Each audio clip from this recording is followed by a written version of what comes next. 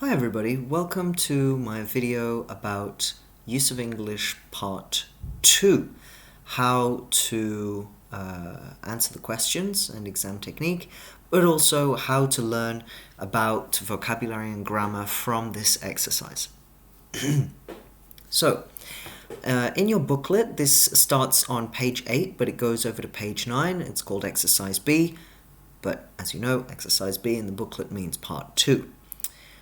For questions 9 to 16, read the text below and think of the word which best fits each gap. So there's nothing to choose from here, there's nothing to modify, you just have to think of the one word, not two words, one word, which best fits each gap. Use only one word in each gap. There is an example at the beginning. Write your answers in capital letters. So again, just to remind you, a computer is going to be marking your reading and use of English paper. That's why you need to write in capital letters and also in pencil. So, title is On the Hunt for the Best Young Female Entrepreneurs. And our first gap, the example here, Veuve Clicquot has now introduced a new award, complement its Businesswoman of the Year category. So the way that I would go about doing this is to first find the subject, the verb, and perhaps the object in the phrase that I'm looking at. So Veuve Clicquot has now introduced, right? So Veuve Clicquot here is the subject of the verb has introduced, now is modifying the verb introduced. A new award. Okay, so here we have our first object, a new award, and then we have complement its Businesswoman of the Year category. So here we need to think about the meaning of the second part of the phrase as it relates to the first part of the phrase. You could try saying Veuve Clicquot has now introduced a new award and complement, but this doesn't work, A, because it doesn't make sense, and B, because this verb here would have to have the same conjugation as the previous verb if we're going to use and. Same with but, well, I suppose you could change the conjugation of the verb with but even so, it wouldn't work because Veuve Clicquot is a singular third person subject, and here we have something that's not correctly conjugated for a present third person singular. So instead we start to think about the links between the second part of the phrase and the first part of the phrase. The new award maybe is a complement, and look very carefully here, it's a complement, not a compliment. So a complement with an E means something that joins and enhances another thing. So to join and enhance its Business Woman of the Year category, well, the new award is probably going to do that. So we can assume that there's some kind of logical link. So here we could write the word to, and let me just get red for that. In fact, let's pin this here. A new award to complement its Businesswoman of the Year category. Okay, that makes sense grammatically. The example says it's right. So if you're happy with that, you keep going. And actually, I shouldn't have typed it in lowercase. I should have typed it in uppercase. So to complement its Businesswoman of the Year category. Okay, now let's have a look at number 9. Called the New Generation Award, GAP, recognizes the best young female talent across business and corporate life. Okay, so again, let us first identify the subject, the verb, and any objects. Called, okay, we look at this and we might assume that it's a past tense verb, and it doesn't have a subject in front of it, so that's a bit weird. Okay, the New Generation Award, so I guess this could be the object of this verb, but what is the subject of it? We don't know. Moving on, here we have another verb, recognizes the best young female talent across business and corporate life. So this bit over here is one big object. So we've got two verbs, neither one has a subject. That tells me that whatever we put in this gap is going to have to be the subject of the sentence. And interestingly enough, it's going to have to be the subject of both recognizes and called. So, what are we going to do? We are going to think, okay, what is this subject? What is it? It's called the New Generation Award. Okay, so it's this new award over here. Also, with recognizes, we see that it has to be singular. It can't be plural.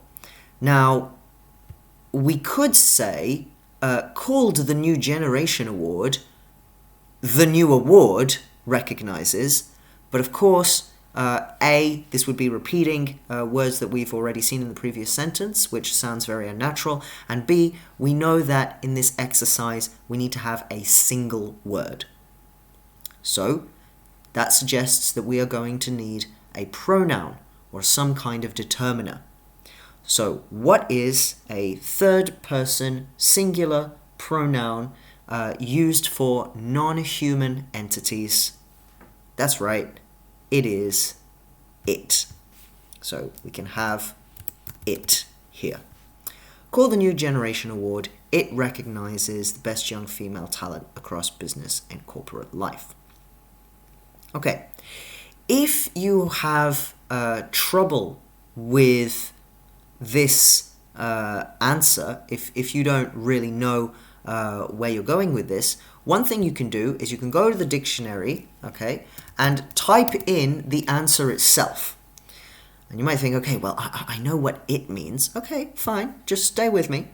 So you have the meaning of it, you have some examples, you have more examples, you have more definitions, more examples, but, subject, object, time, weather. Okay, these are some interesting examples. Maybe you didn't know that you could use it this way. And then you have the grammar section. So it as a dummy subject, which, by the way, is not what is happening here. You have different things as a dummy subject. You have anticipatory it. You have I find it amazing that, it in cleft sentences, passive voice, paragraphs, all sorts of different things with it. Okay. If you find in here the explanation for the answer that you have, you may want to read it, make a note of what's happening, and use that to learn more English.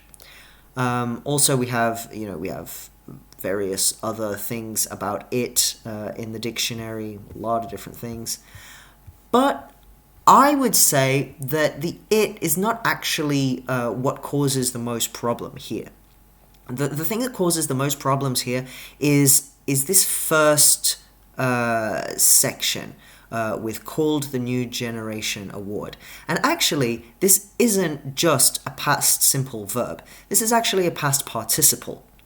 The way that I try to figure out if something is past participle or past simple is I replace it with an irregular verb that has a different form of the past participle that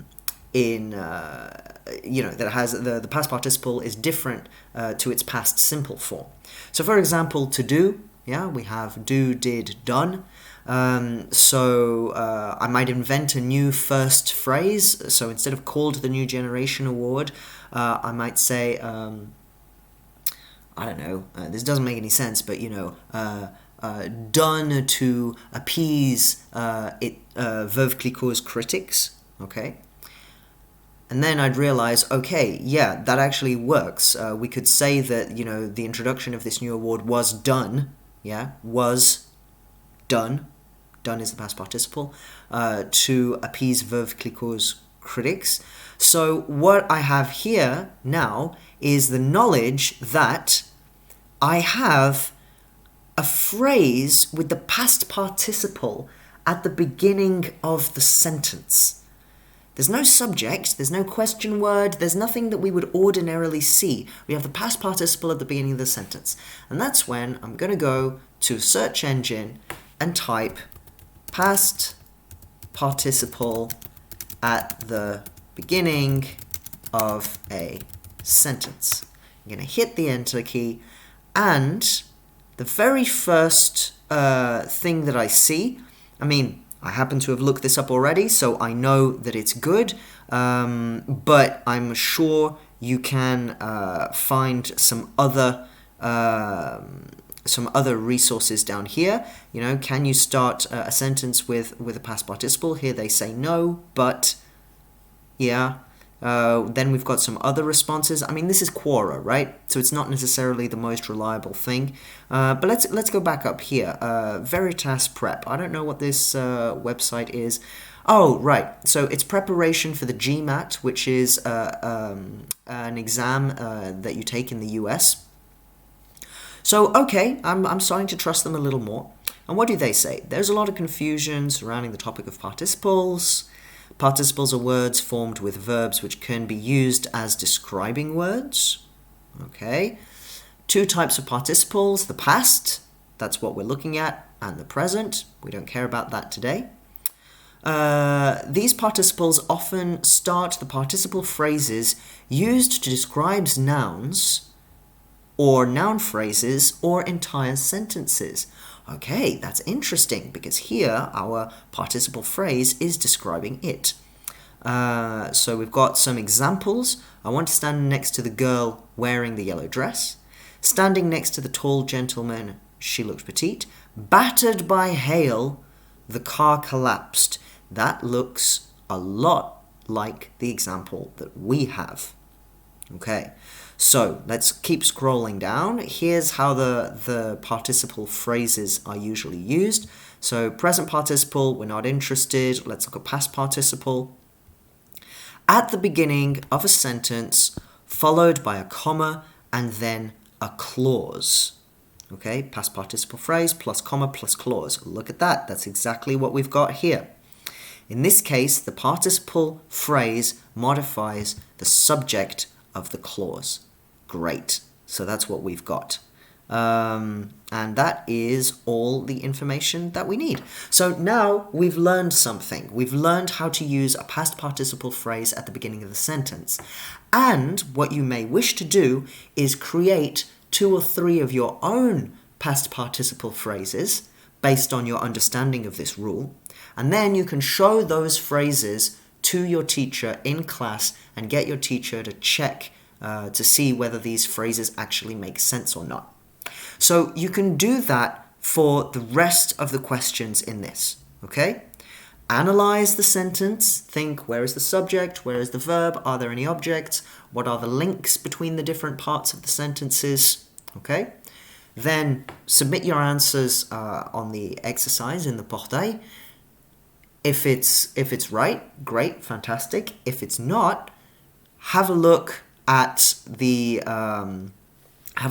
word that would be the answer in the dictionary, and have a look and see if there's any grammar that you need to read up on, or try to understand what the grammar of the sentence surrounding this gap is.